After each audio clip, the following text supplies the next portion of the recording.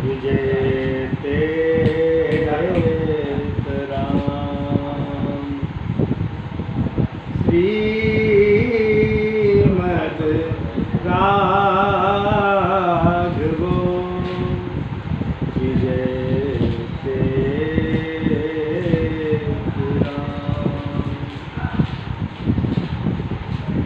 सीतानाथ समारंभां रामानंदार मध्यमाम् अस्मदाचार्य पर्यन्तां वन्दे श्री गुरु परम्परां वन्दे श्री गुरु परम्परां। गीता महारानी, गीता के राम या गीता के कृष्ण। प्रश्न ये उठता है कि राम कोई और है, कृष्ण कोई और है? जो उद्भट महापुरुष हैं जिन्होंने परमात्मा को पाया है, उनका कहना है कि राम कृष्ण में अंतर करना अपराध करना, संत महात्माओं में अंतर करना अपराध है, भगवत अपराध है राम कृष्ण में अंतर करना। राम कृष्ण दो एक है,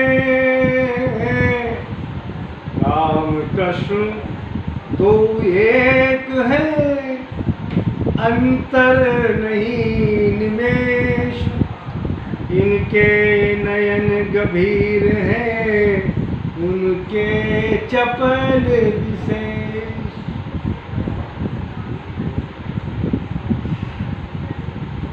परम पूज्य चैतन्य महाप्रभु,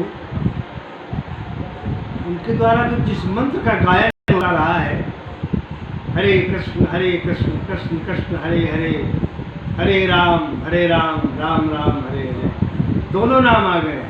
कृष्ण का भी नाम आ गया और राम का भी नाम आ गया। अगर इसको लोग कृष्ण मंत्र कहते हैं तो राम का नाम क्यों आया?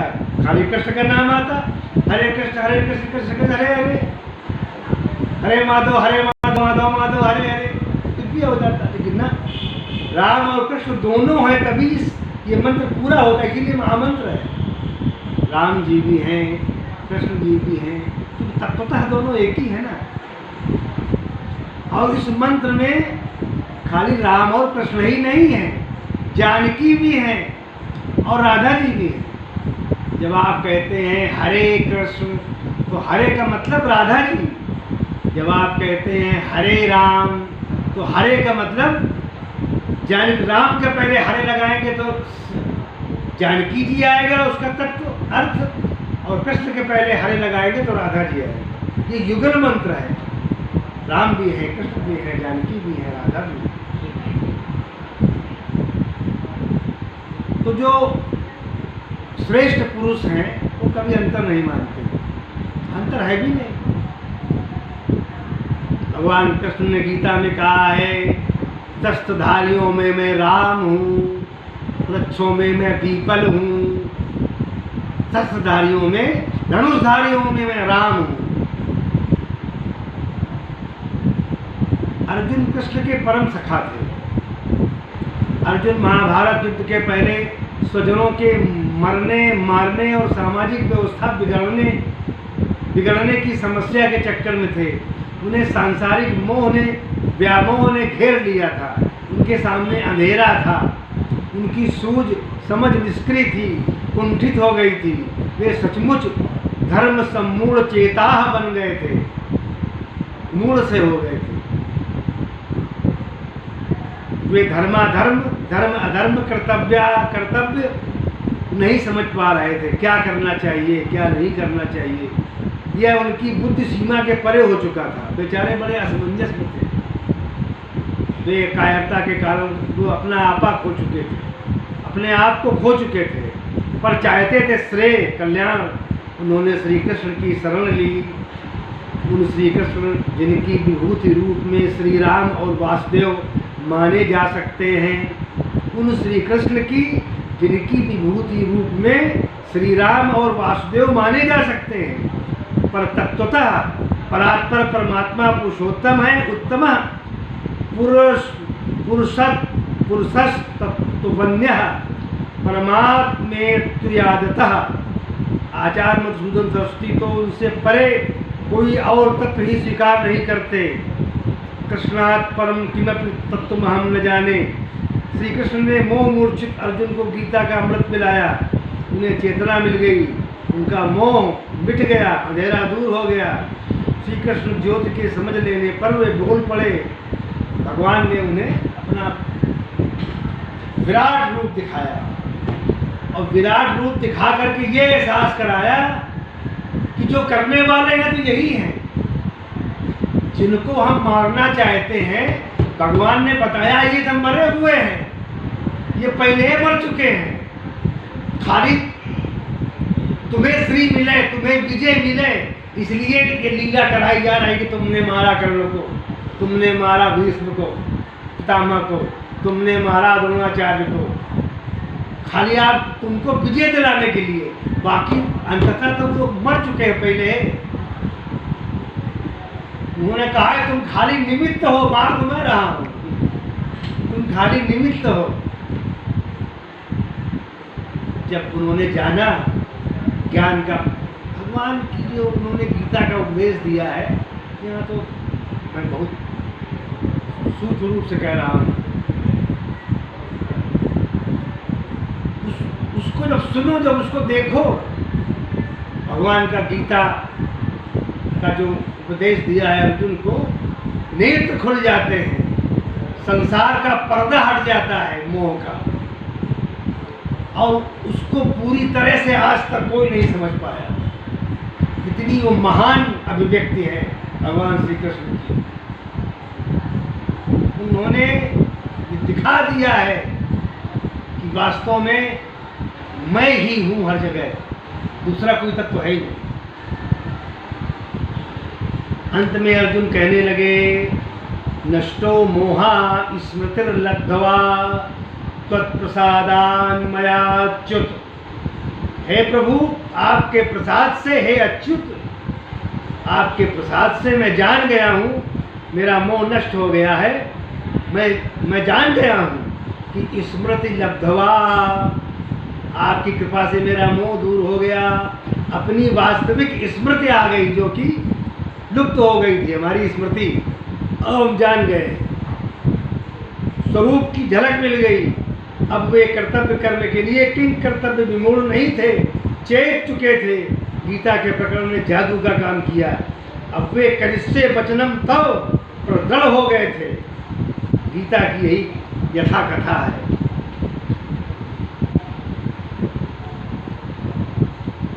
गीता का 10वां अध्याय विभूति योग है। इसके विश्व के पदार्थों में निहित छिपी भगवान की कतिपय उपलक्षक अपने समान औरों को भी लखाने वाली विभूतियों का परिचय कराया गया है। साथ ही पूर्ण ब्रह्म के रूप श्री कृष्ण भगवान ने यावत विभूतिमान पदार्थों को अपना अंश बताया है। मम तेजो अस अश संभवम अविभक्तम विभक्तेषु के आत्मा राम की चर्चा तत्वतः सर्वत्र है। श्रीमद् भागवत में भी आत्मा राम के दर्शन होते हैं। श्री राम की व्यापकता दार्शनिक है। अब राम जी पर आ जाओ, आध्यात्मिक है। राम घट घट व्यापक, सोई सच्चिदानंद घन रामा। जो सच्चिदानंद है और हर जगह व्याप्त है।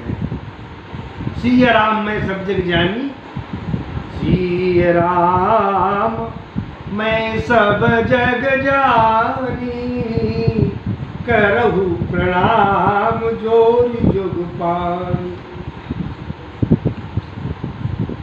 गीता ने उनके नैना विराम राम वाले उस स्वरूप को विभूति योग में समेटा है, जो धनुर्वेदे च निष्ठति निष्ठिता से प्रतिष्ठित है। इसलिए शस्त्रधारी हैं कि सारे संसार का संरक्षण करना मर्यादा का परिपालन करना उन्हीं राम को निभाना था। इसीलिए राम के ही रूप कृष्ण है, कृष्ण के ही रूप राम है। इसीलिए उनका अवतार भी हुआ विप्रधेनु सुर संत हित लीन मनुज अवतार। भारतीय मान्यता में श्री कृष्ण लीला विग्रह के लिए है और श्री राम मर्यादा संरक्षण के लिए चर्चित और अर्चित हैं। एक लोक रक्षक है, एक लोक रंजक है भगवान कृष्ण, दूसरे लोक रक्षक हैं भगवान श्री राम। गीता में एक को कृष्णी नाम वासुदेवोस अस्मि कहा गया है, दूसरे को रामः शस्त्र प्रतामहम से स्मरण किया गया है। दोनों के दो रूप हैं पर स्वरूप अहम अस्मि एक है, दोनों परमात्मा स्वरूप हैं।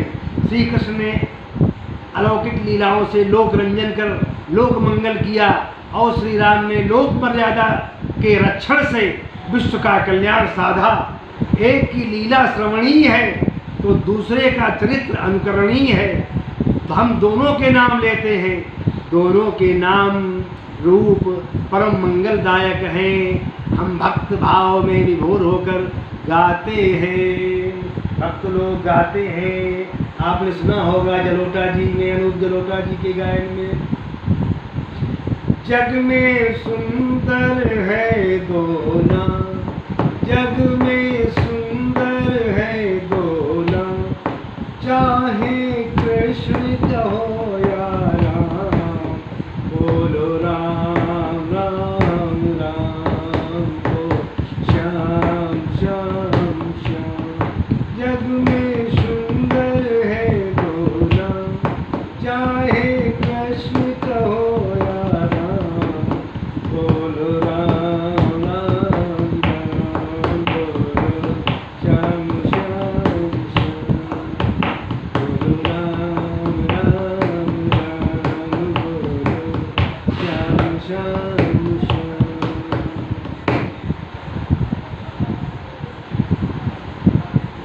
राम नाम रबड़ी, गोपाल नाम खीर और कृष्ण नाम मिश्री तो घोर घोर पीर। जैसे हरे राम में क्या है, हरे कृष्ण महामंत्र में क्या है, इसकी व्याख्या एक विद्वान ने की थी, मुझे स्मरण हो आया। हरे कृष्ण महामंत्र में दो नाम है, तीन नाम है। एक है राम, एक है कृष्ण और एक है हरे। उससे आप क्या राम के साथ लगा दो तो जानकी हो जाता है, कृष्ण के साथ लगा दो तो राधा हो जाता है। यानी राम कृष्ण और हरे तीन नाम है। इसकी व्याख्या उन्होंने बहुत बढ़िया की विद्वान ने। बोले एक चावल है, कृष्ण में नाम तंदुल है, उनको तंदुल बहुत प्रिय थे, सुदामा के तंदुल छीन लिए थे। कृष्ण नाम तंदुल है माने चावल है, और राम नाम क्या है, क्षीर है यानी दूध है। कृष्ण नाम चावल है तो राम नाम दूध है, और हरे नाम मिश्री है, शक्कर है, भाण इसको कहते हैं। तो चावल और दूध और शक्कर मिला दो तो क्या बन जाएगा, दूध चावल और शक्कर मिला दो तो क्या बन जाएगा, खीर। एक चावल है, एक दूध है, एक शक्कर है। राम नाम रूपी दूध और कृष्ण नाम रूपी चावल और हरे नाम रूपी मिष्ठान मिश्री शक्कर, तो तीनों को मिला दो तो खीर बन जाती है। और जब इसको आप संगीतबद्ध गाते हैं, संगीत का आश्रय लेकर के गाते हैं, तो क्या होता है, उसी खीर में मिश्री पड़ जाती है, संगीत रूपी मिश्री पड़ जाती है। और जब उसको आप भक्ति भाव से गाते हैं तो भक्ति रूपी तुलसी दल पड़ जाता है, भगवान का भोग लग जाता है। और उसे हम सब पान करते हैं। 1 मिनट गा लेते हैं। हरे कृष्णा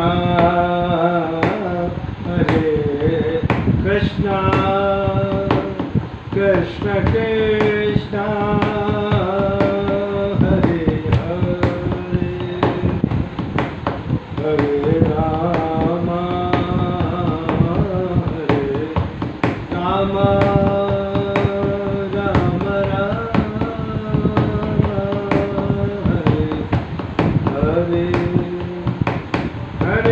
हरे कृष्णा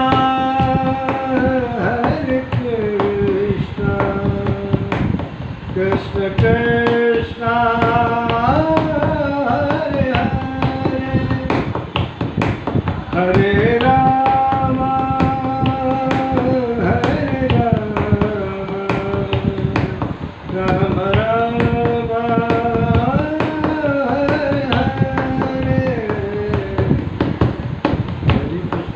कृष्ण कृष्ण हरे हरे हरे राम राम हरे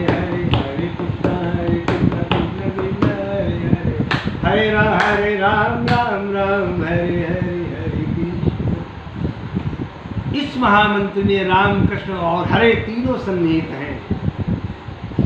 श्री राम और कृष्ण के 2 रूप हैं, पर रूप 2 हैं, स्वरूप एक ही है। रूप 2 हैं पर स्वरूप एक ही है। जैसे दूध रूपी परमात्मा है, दूध रूपी परमात्मा है, उसकी आप रबड़ी बना दो, रबड़ी थोड़ी परमात्मा है, दूध परमात्मा है, वो रबड़ी बन गया। चाहे होगा खोवा उठी ले, खोया बना दो, परमात्मा तो दूध है, वो खोया बन गया। और चाहे दूध की मलाई उतार ले, मलाई उतार ले, चाहे उसका मक्खन बना दो, तो परमात्मा मक्खन ही, परमात्मा दूध है, अब वो मक्खन के रूप में आ गया। चाहे माठा बना दो, दूध से मट्ठा बना दो, तो परमात्मा तो दूध है, अब वो मट्ठे के रूप में आ गया। नहीं, मक्खन भी आ गया, मट्ठा भी बन गया। तो परमात्मा एक है, उसको आप किसी भी रूप से पुकार सकते हैं। जैसे आप एक हैं, परंतु किसी के आप पापा हैं, किसी के आप बेटे हैं, किसी के आप चाचा हैं, किसी के आप भतीजे हैं, किसी के आप साले हैं, किसी के आप बहनोई हैं, किसी के आप बाबा हैं और किसी के आप नाती हैं, किसी के शत्रु हैं और हमारे तो मित्र हैं। तो वे आप एक ही हैं। आपको कई नामों से, कई उससे पुकारा जा सकता है। उसी प्रकार रामकृष्ण, इनका रूप भले अलग हो, स्वरूप एक ही है। सकल लोग अभिराम राम है, सकल लोग राम एक और आत्मा राम और दूसरी ओर शील शक्ति और सौंदर्य के निधान है। शील का उत्कर्ष, शक्ति की सामर्थ्य, सौंदर्य का अप्रतिम प्रभाव कहीं भी रामचरित काव्यों के श्री राम में भली भांति देखा जा सकता है। पर वस्तुतः यह उक्त सटीक है। सकल लोग अभिराम है, सकल लोग अभिराम है ना राम सा कोई, राम सा कोई दूसरा नहीं है। भगवान कृष्ण से एक बार अर्जुन ने पूछा, ऐसा कोई उपाय बताइए जो सरल हो और करने में भी उत्तम हो और हम इस भव से पार हो जाएं, ऐसा कोई उपाय बताइए। तो भगवान कृष्ण ने, स्कंद पुराण में आता है, भगवान कृष्ण ने भी परम पूज्य श्री मुलुक पीठ वाले महाराज जी बताते हैं, भगवान कृष्ण ने स्वयं राम नाम का जप बताया है कि हर समय राम नाम का जप करो, तुम्हारे यज्ञ हो जाएंगे, दान हो जाएगा, सब कुछ हो जाएगा, तुम्हें कुछ करने की आवश्यकता नहीं, खाली राम नाम जपो। ये भगवान कृष्ण कह रहे हैं। भगवान कृष्ण जब छोटे थे तो रामलीला खेलते थे। भगवान कृष्ण जब छोटे थे तो रामलीला खेलते थे। ये जो भगवान कृष्ण की मथुरा है, इसके राजा कभी शत्रुघ्न जी थे, राम जी के छोटे भाई। वो सब एक ही लीला है। वो जो अज्ञानी है वो दो कह सकते हैं, सब एक ही लीला है। शास्त्रता उनकी अपनी विशेषता है जो अनुपम और सर्वथा अद्वितीय हैं। महर्षि विश्वामित्र, महर्षि वशिष्ठ और महामुनि अगस्त्य ने जिन दिव्य अस्त्र शस्त्रों को देकर राम की शस्त्रधारिता को अपूर्व बनाया, उनकी लंबी सूची महर्षि वाल्मीकि ने रामायण में यथा स्थान अनुस्यूत कर ली। बला एवं अतिबला विद्याएं अस्त्र शस्त्र से संबद्ध थीं, जिन्हें उनके गुरुदेव ने उन्हें प्रदान किया।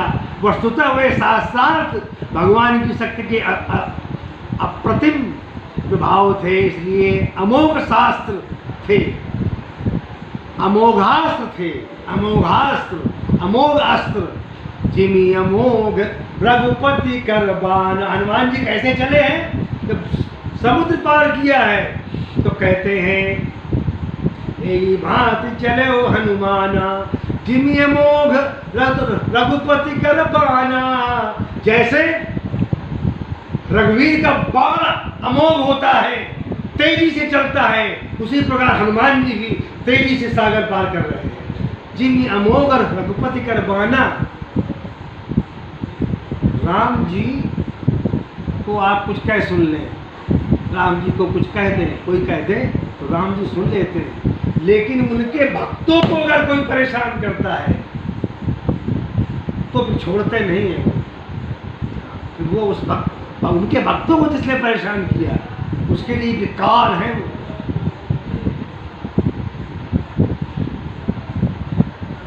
इसलिए अनुपम शक्तिशील और सौंदर्य संपुटित थी राम में। शील शक्ति और सौंदर्य की त्रिपुटी, शील शक्ति और सौंदर्य, सौंदर्य तो इतना है कि जिसकी कोई सीमा नहीं है। रामचरितमानस आध्यात्म रामायण भरी पड़ी है, उनके सुंदरता के वर्णन में कर ही नहीं सकता कोई पूरा पूरा वर्णन। शील शक्ति और सौंदर्य की त्रिपुटी का सुंदर समन्वय था श्री राम में। शील से मर्यादा पालन, शक्ति से संसार का संरक्षण और सौंदर्य से लोक रंजन। वाह क्या बात है! सर्वशास्त्रमयी गीता ने उनमें से शक्ति विभूत के रूप में श्री राम का विशेष निर्वेश किया है। राम शस्त्र भ्रतामहम्। राम और कृष्ण दोनों एक हैं, चाहे कृष्ण कहो चाहे राम, जग में सुंदर है दो नाम। इसलिए अच्युतम केशवम राम नारायणम, कृष्ण दामोदरम वासुदेवम हरिम, श्रीधरम माधवम गोपिका वल्लभम, जानकी नायकम रामचंद्रम भजे। बोलिए सियावर रामचंद्र की जय। बोलिए श्री कृष्णचंद्र महाराज राधा रमण सरकार की जय।